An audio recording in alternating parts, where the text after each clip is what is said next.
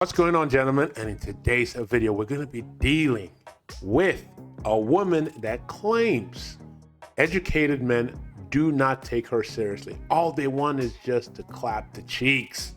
Oh man, it's so sad. You hate to see it. But before we get into the main video, we have two other clips that we're going to break down that are really important. But before we get into that, we got to do some housekeeping. Guys, don't forget to hit this video with a like. Any comments you guys have, leave it for me in the comment section below. Don't forget to subscribe to the channel, guys. With that, let's jump right into the first video. Why the fuck do men always say, I'm gonna get you pregnant? What? Was that supposed to turn me on or do something for me? Because now I'm scared. I'm scared of you. Now we will not be doing anything. And if you think you're gonna put that unwrapped willy anywhere near me, you got another thing coming. Like, who just says that? But wait, there's more. Men always talk about how they want a submissive female, but aren't willing to do the things that make a woman submissive. If you give a woman what she wants and needs as far as mental, physical, and financial support, she's not gonna wanna look anywhere else. If you are meeting our needs, we're gonna be our most feminine and submissive self because you're taking care of the things that you need to take care of as a man. We're not just gonna be submissive because you snap your fingers and tell us to be submissive. Like, What? Bro, what are you talking about, man? Her statement is so asinine. There is no such thing as conditional femininity, just like there is no such thing as conditional masculinity. So what she's saying is that I have to deal with you being masculine on the off chance that when we start dating and then I finally start paying for everything, only then will you start being feminine. That just does not make any sense. But here's what she doesn't understand. A feminine woman, a submissive woman is always feminine. She's always submissive to the man that she's dating. She is just masculine. There is no amount of money that you're gonna give her. There's no amount of love, caring, financial support you're gonna give to this woman that is gonna make her feminine. Women like this will never ever be feminine. They are just Indian masculine. They are modern women. They are not traditional. They will never submit to a man. To them, submitting to a man is not in their nature, and that's fine. Different strokes for different folks. So that's what I'm telling you. When you see a woman like this and she says, hey, I'm only gonna be feminine if you pay for my bills, you say, okay, cool. You just put her in the fun box. You just put it in the fun box. That's it. Then you wife up or you make the girls that are feminine and submissive to you. Those are the ones that you vet for long-term relationships. But when a woman starts hitting you with the conditional femininity, you say, oh, hey, babe, nope, no problem. You just put her in that fun box category. You don't have to, trust me, you don't have to argue with women. You just don't have to argue with them. Oh, you're gonna be masculine until I stop. Okay, babe, no problem. You just smash her, and then you let her go on her way. And what after that? I love it when a girl I'm on a date with will tell me things about her past, and I'm just sitting there going, wow. Inside, I'm like, wow, you are ridiculous.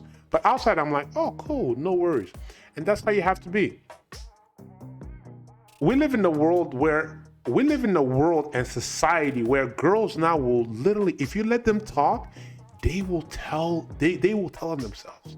I was on a date with a girl, and she told me that she used to go to sex parties, and on an average night, she would sleep with 8 to 12 guys. She told me this like just plain conversation, just I did this, I did that. Oh, okay. And then now you're a Jehovah's Witness? Oh, okay, cool. So that's why, guys, when you're on a date with a girl, let her talk. Give her enough rope, she will hang herself. I'm not saying literally, but figuratively. Let her tell you all her past indiscretions, all her red flags, and then you can decide, do I want to deal with that later on in the relationship? Is that going to affect our relationship? Is that thing she told me gonna pop up in our relationship later on? Most likely, yes. So if you can't deal with it, then you gotta toss it to the side. Either toss it to the side or keep it around for only fun times. You know? But that's up to you. I have been saying this with my best friend for the longest now, to where it's like, if you look a certain way, it's like these men act like they are just like, it's always this certain look of female that they'll actually date and wife, because I guess they attribute it to like, oh, nice girl next door looking, like she won't possibly do this or that, she looks good on paper, I can bring her around family, this and a third, and she has the look, she has a very safe look. And myself and my best friend always talk about the fact that we feel as though, because we have tattoos, I'm very tatted, y'all can't see it now, but I have a lot of tattoos, because we are tatted and have more of like a, I'm not gonna say like, I'm trying to find the right way to say it, I don't know, anyway, because we don't have that girl next door look, men consistently try to fun girl us. These college educated men, it's always them. Like when it comes to like they always assume that we only like hood guys, that they assume that they know our type, and they don't even give us a chance. Because me personally, I like college educated men. I went to college and that's just what I like. I like nerds. I like fine nerds. I like squares.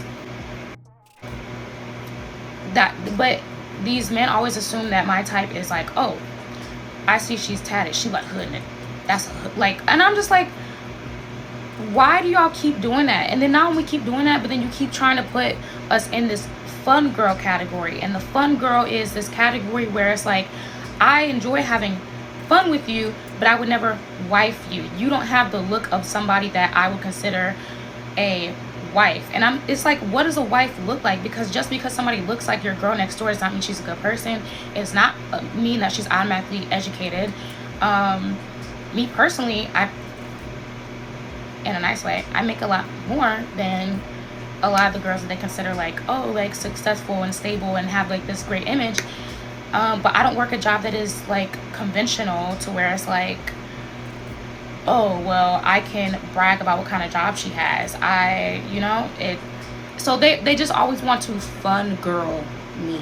And I am tired of people assuming that I like a certain type of guy and wanting to fun girl me, because personally, I want a family and commitment and a relationship and all of those things. I want to get married. And I'm tired of people assuming that because of my look that I'm a fun girl. I know how to have fun, but don't stop fun girling me. Women. This is what oblivious would look like if it was a person.